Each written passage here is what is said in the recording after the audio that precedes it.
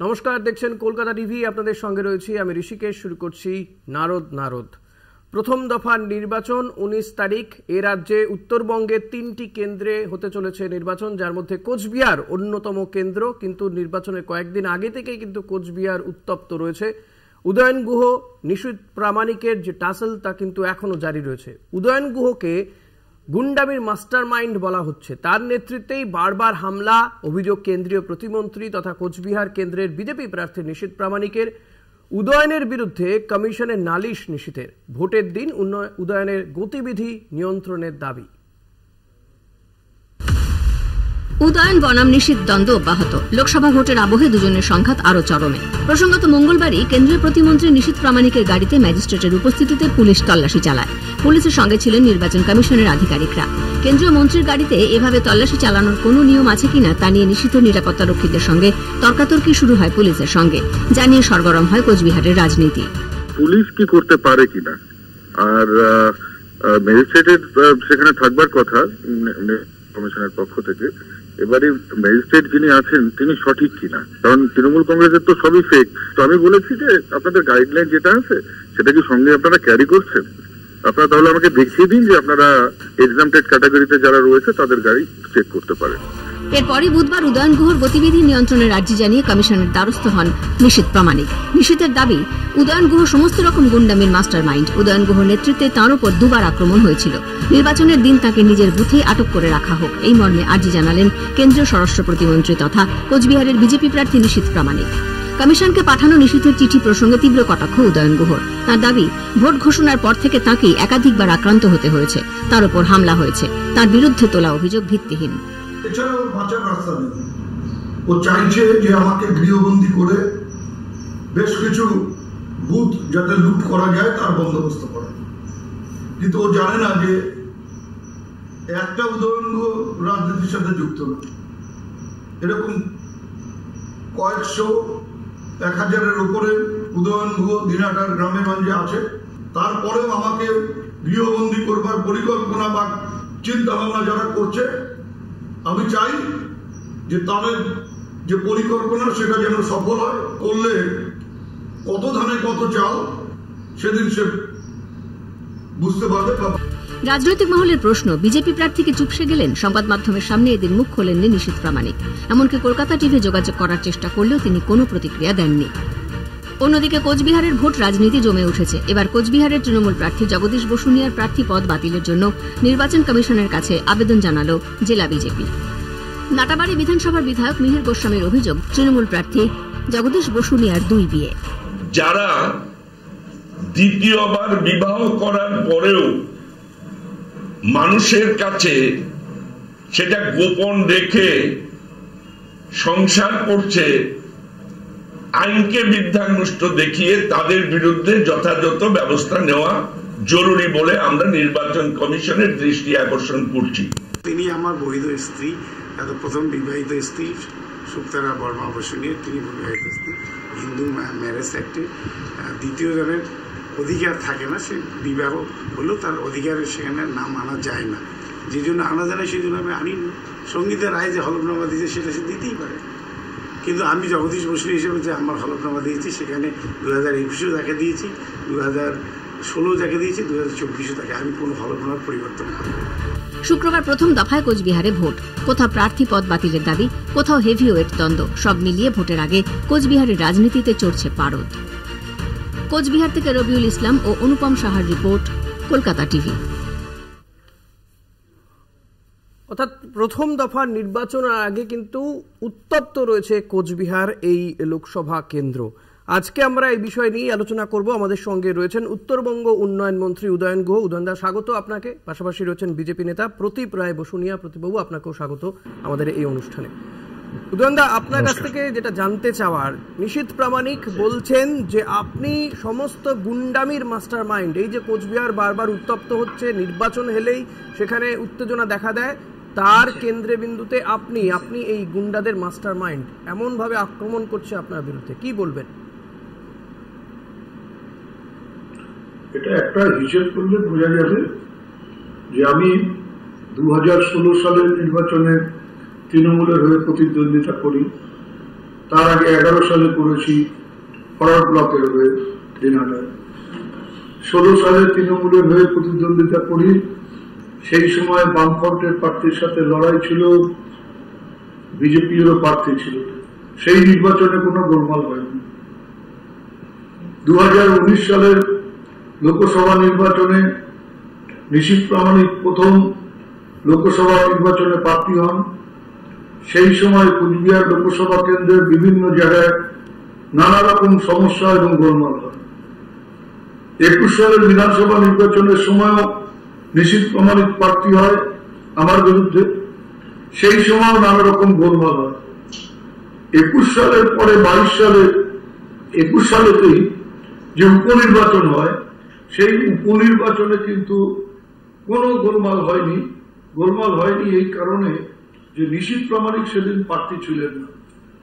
আবার 24 সালের লোকসভা নির্বাচন, নিশীথ প্রামাণিক প্রার্থী, আবার নানা রকম সমস্যা দেখা দিচ্ছে। কাজেই এটা মানে একেবারে সোজা জলবৎ করলম যে নিশীথ প্রামাণিক যখন নির্বাচনে লড়াই করছে, নিশীথ প্রামাণিক যখন প্রার্থী হচ্ছে, তখনই নানা সমস্যা দেখা দিচ্ছে। অন্য কোনো প্রার্থী থাকলে কিন্তু এই সমস্যা হচ্ছে না। কাজেই কে মাস্টার মাইন্ড, কে গুন্ডামি করে, কে গুন্ডামি করে জিততে চায়, সেটা কিন্তু কুচবিহারের মানুষ ইতিমধ্যে টের পেয়ে গেছে। প্রতীপদা কি বলবেন? যে কথা উদয়নদা বলছেন যে নিশীথ প্রামাণিক প্রার্থী হলেই সমস্যা হয়, আসলে গুন্ডামির মাস্টার মাইন্ড কে সেটা জলবৎ তরলম। দেখুন, উনি যে কথাটা বললেন, কুচবিহার লোকসভা হচ্ছে 8টা বিধানসভার অন্তর্গত, 8টা বিধানসভা কনস্টিটিউয়েন্সিকে নিয়ে কুচবিহার লোকসভাকে, তো তার মধ্যে 7টাতে কোনো রকম প্রবলেম হচ্ছে না, শুধু দিনাটাতে হচ্ছে। কেন দিনাটাতে হচ্ছে? তার পেছনে হচ্ছে উদয়ন গুহের অবস্থান। উদয়ন গুহ একজন খুনের ক্রিমিনাল, তার বিরুদ্ধে 3টা মার্ডার কেসের আসামি উনি। আসামি আপনি বলে দিতে পারেন না। প্রথমত আপনাকে বলি, কারো বিরুদ্ধে অভিযোগ থাকা মানেই তাকে আপনি আসামি দাগিয়ে দিতে পারেন না। প্রতীপদা প্লিজ, কারো বিরুদ্ধে অভিযোগ থাকা মানেই তাকে আপনি দোষী বা আসামি দাগিয়ে দিতে পারেন না।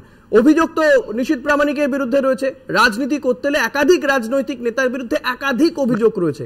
এই লোকসভা নির্বাচনে বিজেপির যারা ক্যান্ডিডেট রয়েছেন, ভুরি ভুরি অভিযোগ তাদের বিরুদ্ধে। ফলে তো অভিযোগ থাকলেই তাকে তো আসামি দাগিয়ে দেওয়া যায় না। অভিযোগ থাকতে পারে উদয়ন গুহ তিনি রাজনীতি করছেন, রাজনীতি ময়দানে বিভিন্ন নেতা নেত্রীদের আমি অভিযোগের কথাই বলছি না, আপনি আসামি দাগিয়ে দিচ্ছেন, আপনি সরাসরি বলছেন আসামি দাগিয়ে দিচ্ছেন প্রতীপদা, সে কারণে আপনাকে আটকালাম। বলুন এবার। না, আপনাকে আমি এই কথাটা বলছি যে কুচবিহার লোকসভা কেন্দ্রের কোথাও কোনো রকম প্রবলেম নেই, শুধু প্রবলেম হচ্ছে দিনাটাতে। তার কারণ হচ্ছে উদয়ন গুহ। আপনি দেখে থাকবেন যে আমাদের প্রার্থী ওনার যে হেড স্পিচ উদয়ন গুহের, যে আমাদের কেন্দ্রীয় প্রতিমন্ত্রীকে তিনি এক সময় তিনি বলেন যে তার দাড়ি গোঁফ উপড়ে নেবেন। যখন এবার লোকসভা ইলেকশন ঘোষণা হলো, আমাদের ঘোষিত কর্মসূচি, আমরা পথসভা থেকে যখন আমাদের ক্যান্ডিডেট ফিরছিলেন, তার উপর তিনি আক্রমণ করেছেন। তো সেখান থেকে উদয়ন গুহ আক্রমণ তো আপনাদের বিরুদ্ধে। উদয়নদা কি বলবেন? বলছে আপনারা আক্রমণ করেছেন এবং আপনার হেড স্পিচ। প্রথম কথা হচ্ছে আমি শুনেছি, আমি সব শুনেছি। সেদিন আমাদের সেখানে পুলিশ বলছে যে কুচবিহার, আমি ওনাকে থামতে বলুন। উনি যখন বলেছেন তখন আমি একটি কথাও বলিনি। এবার আমি যখন বলছি তখন মন দিয়ে শুনুন। ওনাকে আগে পড়াশোনা করতে হবে। আমি তো চুপিয়ে আছি, এই কারণে করতে হবে যে অদ্ভুত কুচবিহার লোকসভা কেন্দ্রের 8টা বিধানসভা কেন্দ্র নেই। কুচবিহার লোকসভা শুধু নয়, সারা ভারতবর্ষের প্রত্যেকটা লোকসভা কেন্দ্রই 7টা করে বিধানসভা কেন্দ্র নিয়ে লোকসভা কেন্দ্র, 7টা করে বিধানসভা কেন্দ্র নিয়ে লোকসভা কেন্দ্র। কুচবিহার তার ব্যতিক্রম হতে পারে না। কুচবিহারে 8টা বিধানসভা কেন্দ্র নিয়ে লোকসভা কেন্দ্র নয়। 1, 2 হচ্ছে এটাও কিন্তু সেটা বিষয় নয় তো। কেন প্লিজ একটু শুনুন না, আবার আসবো আপনার কাছে। শুনুন না, শুনুন। আপনি কুচবিহারে যে নিশীথ প্রামাণিকের বাড়িও দিনহাটা মহকুমাতে, স্বাভাবিক কারণে গোলমাল নিশীথ প্রামাণিক যেটা করে সেটা দিনহাটা মহকুমাকেই বেশি করে। গতকাল শীতলকুচিতে আমাদের একটা পার্টি অফিসে আগুন লাগিয়ে দেওয়া হয়, বিভিন্ন জায়গায় নানা রকম সন্ত্রাসের পরিকল্পনা নিয়ে বিজেপি এবং বিজেপির প্রার্থী ঘুরে বেড়াচ্ছেন, এবং সাথে থাকছে অর্থ, বেআইনি অর্থ, বেআইনি অস্ত্র।